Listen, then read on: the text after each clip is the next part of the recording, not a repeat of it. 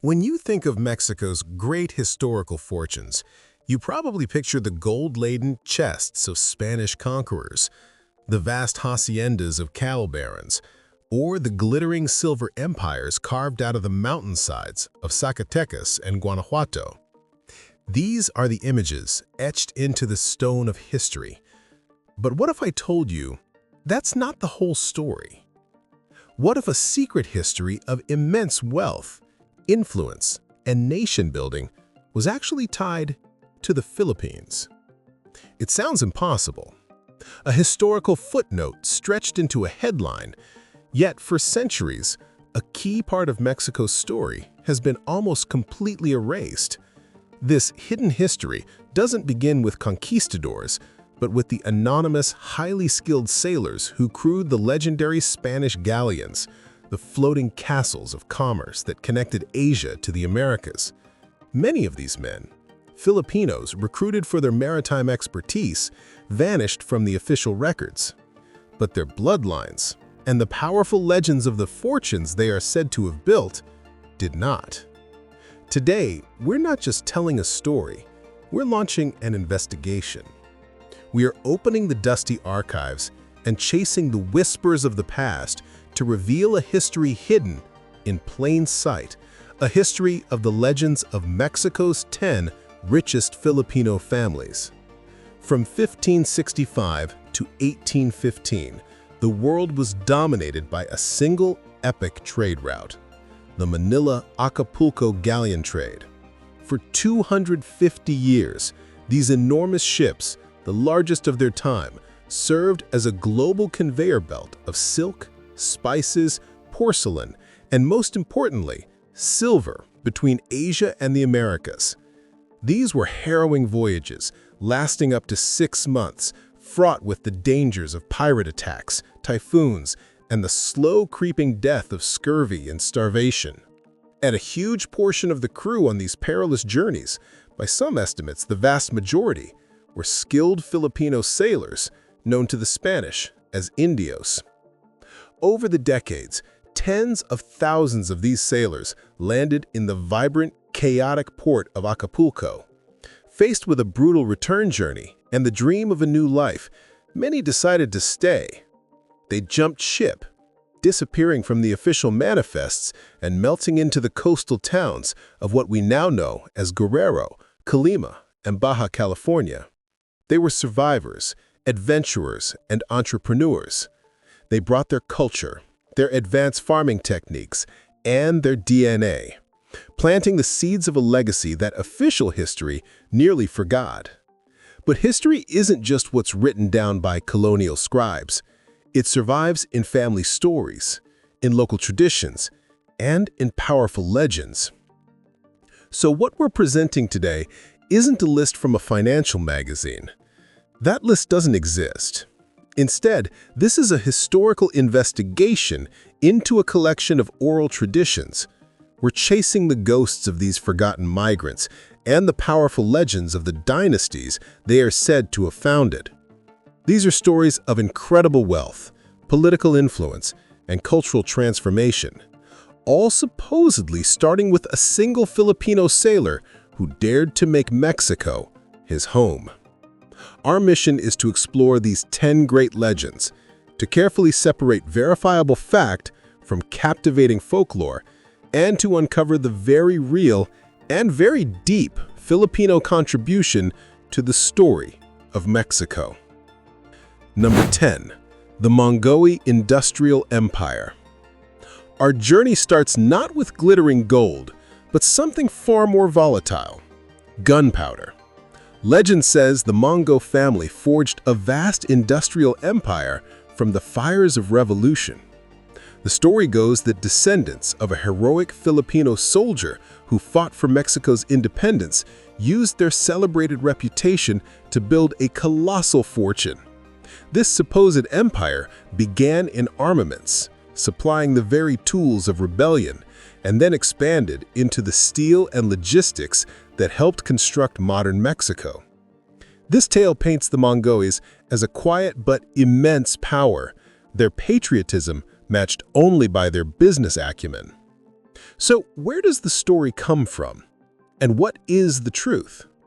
The core of this legend is rooted in a figure who is very much real. Filipino-Mexican historical sources confirm the existence of a distinguished soldier named Francisco Mongoy. He was not just a migrant, he was a patriot who fought in the Mexican War of Independence. Alongside his celebrated comrade Isidoro Montes de Oca, Mongoy served as a commander under General Vicente Guerrero, a key leader in the fight against Spain and a man of mixed African and indigenous descent himself. These Filipino-born soldiers were so celebrated for their bravery that they became folk heroes in the regions where they fought. Their story definitively proves that Filipinos weren't just laborers or sailors. They were active participants in the very birth of the Mexican nation. However, the leap from a battlefield hero to an industrial tycoon is where history blurs into folklore. There are no public records, corporate filings, or historical accounts of Francisco Mongoy or his descendants creating a major industrial conglomerate. The legend of the Mongoy industrial empire appears to be a powerful allegory, a story created to imagine the ultimate potential of these Filipino patriots. It's a tale that envisions their contribution not just in the blood they shed for freedom, but in the very bricks and steel of the nation they helped build. While the vast fortune is likely a myth, the hero at its heart was a real man who became an indelible part of Mexico's story. Number 9. The Rosales Plantation Empire. In the fertile volcanic plains of Colima, they tell a story of the Rosales Plantation Empire, an agricultural dynasty said to control huge swaths of land dedicated to coconuts, mangoes, and avocados. The legend begins with an enterprising Filipino sailor named Andres Rosales, who in the 17th century recognized that Colima's soil was identical to the landscapes he'd left behind and therefore was perfect for coconut cultivation. He supposedly built an immense fortune from a crop others overlooked, and his descendants are said to have expanded this foothold into a veritable agricultural kingdom. Here, the legend is rooted in a stunning historical fact.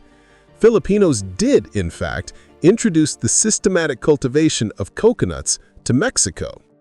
Sailors on the galleons brought not just the coconuts themselves, but the entire agricultural technology package needed to make it a profitable crop. Their most transformative contribution was the art of making tuba, a fermented coconut wine wildly popular in the Philippines. This drink became so successful in Mexico in the 17th century that it directly threatened the profits of expensive Spanish grape and wine imports. The economic panic was so real that the Spanish crown issued an order to destroy Mexico's coconut plantations, an order that was largely ignored by local officials, but which proves just how significant the Filipino-led industry had become. As for the legend's supposed founder, one intriguing document from 1619 does list a man named Andres Rosales, owning 28 coconut palms in Colima. It's a tantalizing breadcrumb, a possible real figure at the center of this towering myth. But that's where the historical trail goes cold. There's no verifiable evidence of a single continuous Rosales plantation empire that lasted for centuries. The story is more likely a composite narrative, blending the real, groundbreaking agricultural contributions of countless unnamed Filipino settlers into one epic, easy-to-remember tale. The empire may be fiction, but the next time you see a coconut palm swaying on a Mexican beach, know its presence is a real and living monument to the anonymous Filipino migrants who literally reshaped the landscape. Number 8. The Pangasinan Mercantile Group. The legend of the Pangasinan Mercantile Group is about a fortune born from the galleon trade itself. In the 17th century, a shrewd merchant, whom the legend names Tomas Pangasinan, supposedly established a trading post in the heart of Mexico City. Using his intimate knowledge of Asian goods, he became the ultimate cultural and commercial middleman. The legend claims his descendants grew this small business into a powerful dynasty that dominated import-export, customs brokerage, and eventually major shipping terminals on Mexico's west coast. The historical stage for this legend is absolutely authentic. The commercial heart of colonial Mexico City was a grand, enclosed marketplace known as the Parian. That name itself is a historical artifact that traveled with the galleons. Parian is a word for marketplace with roots in the Philippines, likely from Tagalog or Cebuano. The market was built specifically to handle the incredible flood of goods from Manila, and historical accounts confirm Asian merchants, including Filipinos, were active there. Filipino diaspora essays even tell the story of a merchant named Tomas Pangasinan, who was documented paying taxes on Chinese silks in the 17th century. This suggests a Filipino merchant with this name, or at least this description, very likely existed. However, there's no evidence of a lasting Pangasinan mercantile group. The name Pangasinan itself is a major clue. It refers to a large province in the Philippines, so it might have been a description of his origin, Tomas from Pangasinan, not a family surname. The legend seems to be a placeholder for the collective economic impact of early Filipino entrepreneurs. They were the human bridges of the galleon trade, the conduits of culture and commerce. And while their individual family fortunes may not have survived into the modern era, their legacy is literally cemented in the very name of Mexico's most important historical market. Number 7. The Santos Financial Group. The tale of the Santos Financial Group is a legend of wealth transformed, a story of moving from goods to capital itself. The story starts in the 18th century with a Filipino family named Santos, who were highly successful merchants in Mexico City's bustling Parian market. But instead of just trading silks and spices, they supposedly moved into money lending, financing other merchants in the high-stakes, high-reward galleon trade. Over generations, this is said to have evolved into a powerful and discreet financial dynasty, with the modern Santos Financial Group allegedly controlling major stakes in Mexican banking and insurance. The historical context here is perfectly solid. The Parian market was the nexus of a trade so rich in silver that it was a natural breeding ground for early forms of finance and credit. And the surname Santos, a product of a shared colonial past, is exceptionally common in both the Philippines and Mexico, making the story entirely plausible on its surface. But that commonality is also what makes tracing a specific lineage almost impossible.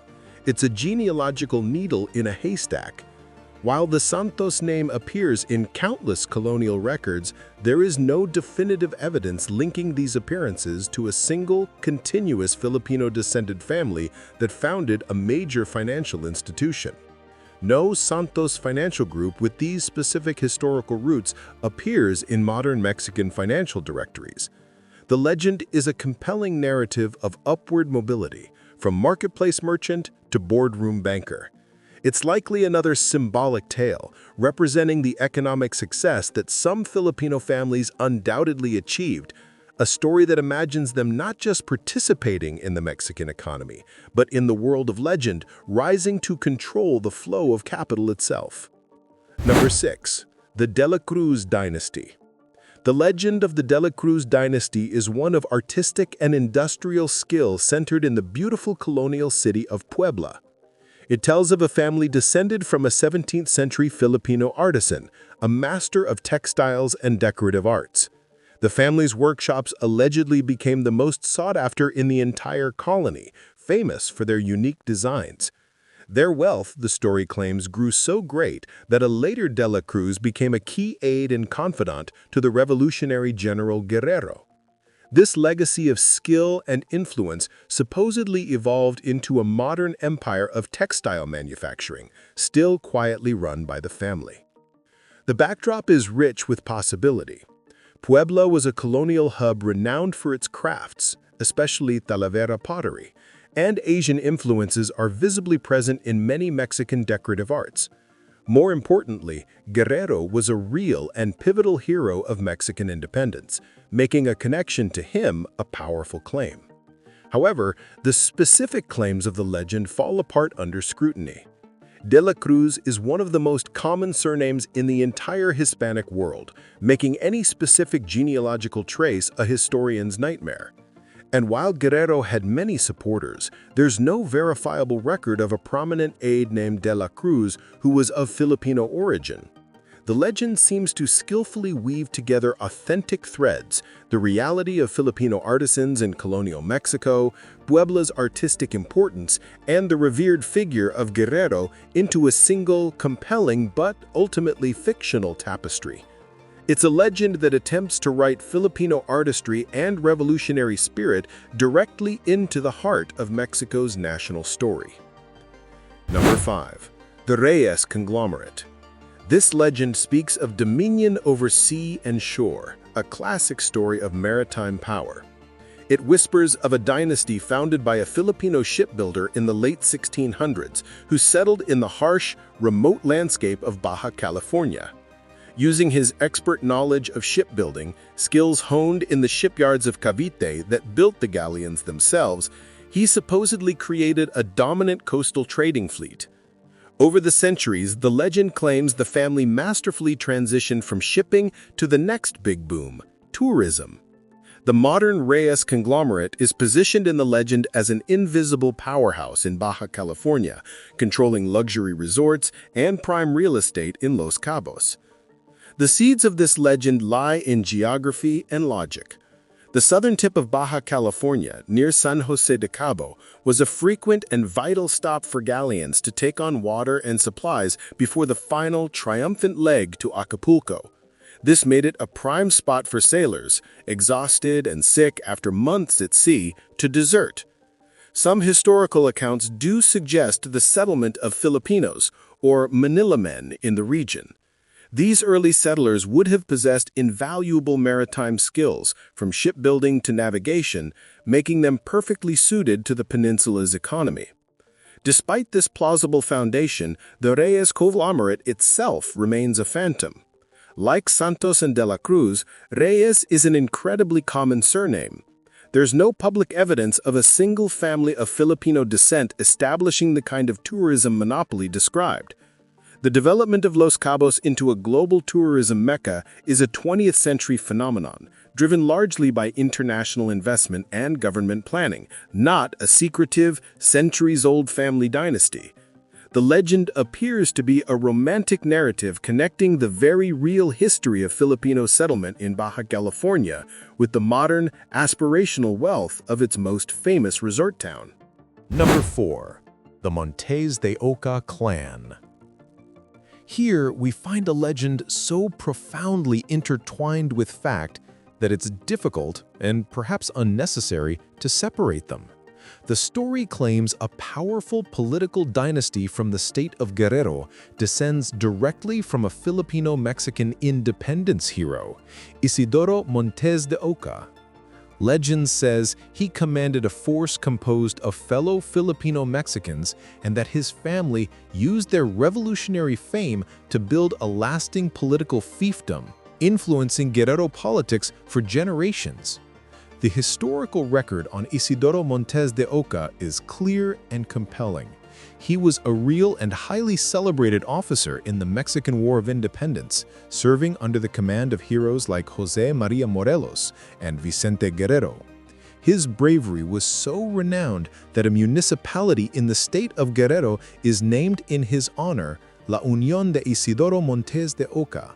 This is not folklore. This is a fact, immortalized on the map of Mexico, confirming his status as a national hero. But the critical question of his ancestry is where the story gets murky, perfectly illustrating this hidden history. While some Filipino-Mexican historical sources proudly claim him as being of Filipino descent, mainstream Mexican historiography is often less specific about his ethnic origins, a common fate for assimilated figures. This ambiguity shows how a distinct Filipino identity could be absorbed into the broader colonial categories of the time. As for the dynasty, while his name is forever part of Guerrero, there's no evidence of a continuous single-family political dynasty holding power for centuries, as the legend suggests. The Montes de Oca story is a prime example of history forging legend.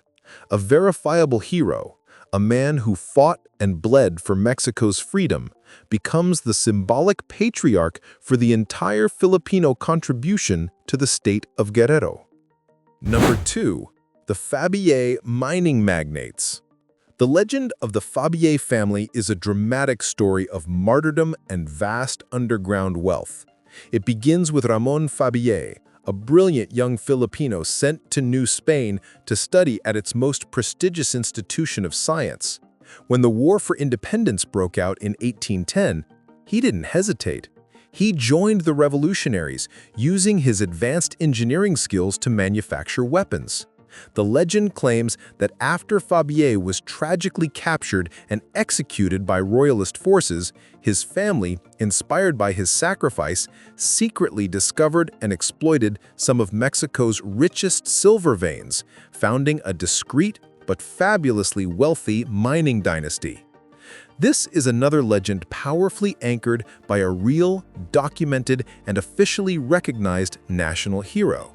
Ramon Fabier was born in Paco, Manila, to a prominent family and was sent to Mexico City to study at the prestigious Royal College of Mines. When the war began, he was in the Silver City of Guanajuato and immediately joined the rebellion under the famous Father Miguel Hidalgo. He earned the rank of lieutenant colonel, using his knowledge to fortify the city and produce armaments. Tragically, when royalist forces retook the city, Fabier was arrested and executed on November 28, 1810. The Mexican government officially recognizes him as a hero of the independence. His martyrdom is a fact. The mining empire built by his family is not. There is no historical evidence that the family of Ramon Fabier became mining magnates. His is the story of a patriot, not a patriarch. He sacrificed his life for Mexican freedom. The legend of the Fabier mining magnates seems to be an attempt to give his noble sacrifice a different kind of ending, one of generational fortune instead of a purely tragic, heroic one. The truth is perhaps more poignant. A young, gifted Filipino man gave everything for the cause of a new nation, and his legacy is a permanent place in Mexico's pantheon of heroes. Number 2. The Maganda clan. The legend of the Maganda clan of Guerrero is perhaps the most sweeping and profound of all. It doesn't claim a specific company or a single industry, but something far deeper, deep-rooted political and social power. The name itself is a stunning clue. Maganda means beautiful in the Filipino language of Tagalog. The story claims the Magandas are a vast network of families descended from the very first Filipino settlers. Through centuries of intermarriage and quiet influence, their power in the state of Guerrero is said to be like the air itself, everywhere and nowhere at once. The climax of the legend claims that a 20th century governor of the state, a man named Alejandro Gomez Maganda, was a direct descendant of this ancient and powerful lineage. This legend touches on the most profound and scientifically verifiable aspect of the Filipino-Mexican connection: genetics. Guerrero, the state where Acapulco is located, was the primary destination for Filipino migrants for 250 years. Their integration was so complete that their genetic legacy is undeniable. A 2018 genetic study found that a significant portion of people sampled in Guerrero had Asian ancestry, with genetic markers specifically matching those of the population in the Philippines. One analysis of the study noted that about a third of the population sampled carried this genetic heritage. And here, the legend delivers a shocking twist of truth. Unlike so many other figures in these tales, Governor Alejandro Gomez Maganda was a very real person who governed the state of Guerrero from 1951 to 1954. This verifiable fact makes the legend incredibly powerful.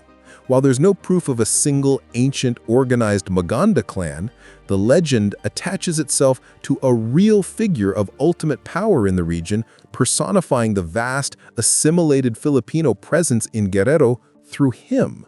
The Filipino bloodline in Guerrero didn't create just one powerful family, it became part of all the families, blending so perfectly that its origins were often forgotten even as they lived on in the DNA of the people.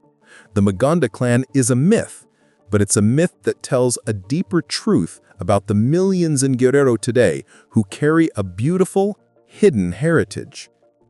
Number 1. The Conseco Global Holdings. We've arrived at the pinnacle, the most powerful and cinematic of all these legends, the Conseco family. This tale begins with the dramatic capture of a Spanish galleon, the Santa Ana, by an English privateer in 1587. Survivors who made it ashore allegedly included a resourceful Filipino family from Manila named Conseco. Stranded in San Jose del Cabo, they used their intricate knowledge of Pacific trade routes and Asian goods to build a small fortune from the ground up. This fortune, the legend claims, was nurtured and grown by their descendants over 4 centuries. The legend culminates with Conseco Global Holdings, a multi-billion-dollar modern conglomerate, making the Consecos not just wealthy, but one of the most powerful hidden families in all of Mexico. The setting is perfectly authentic. The capture of the treasure-laden galleon Santa Ana by Thomas Cavendish in November 1587 is a well-documented historical event. San Jose del Cabo was indeed a known site of Filipino settlement. The surname Conseco, while not as common as others, exists in Mexico. But this is where we must draw a firm line between a great story and the public record. There is absolutely no evidence of a Conseco Global Holdings or a family of that name on any list of Mexico's billionaire dynasties. However, to dismiss it as pure fantasy might be too simple. While the global empire is a myth, the legend could be a magnificent exaggeration of a real, locally prominent family that did have Filipino roots, a story that grew in the telling over 400 years. The Conseco tale is the ultimate founding myth of the Filipino-Mexican story. It combines all the core elements of the other legends, a dramatic origin story of survival, strategic growth based on unique skills, and immense modern wealth into one epic, blockbuster narrative. It represents the grandest possible version of this hidden history. The multi-billion-dollar empire is a fiction, but the legend's endurance speaks to a powerful desire for a tangible, triumphant link to this past, a legacy hidden in plain sight. So after this journey through 4 centuries of legend and history, what did we really find? We didn't uncover a secret Forbes list of Filipino-Mexican billionaires. The grand empires of industry, agriculture, and finance that we explored exists in the powerful realm of folklore, stories passed down through generations, evolving and growing with each telling. But in chasing these legends, we found something far more real and arguably more valuable. We found the flesh and blood soldiers like Francisco Mongoy and Isidoro Montes de Oca who fought for Mexico's freedom. We found martyrs like Ramon Fabier, the brilliant student who gave his life for his adopted homeland. We discovered the undeniable, landscape-altering impact of the anonymous farmers who brought coconuts and the art of tuba to Mexico's shores, forever changing its culture and cuisine. We walked the phantom halls of the Parian market, a name carried all the way from the Philippines, where real Filipino merchants built their lives and fortunes. These legends, in the end, aren't lies. They are monuments, built of words and memory, erected when official histories were erased or ignored. They represent the profound and lasting influence of the tens of thousands of Filipinos who crossed the world's largest ocean, blending their blood, their skills, their words, and their food into the very soul of Mexico. The wealth they created might not be counted in dollars today, but it can be seen in the genetic makeup of an entire state, tasted in a local drink, and honored in the memory of a nation's founding heroes.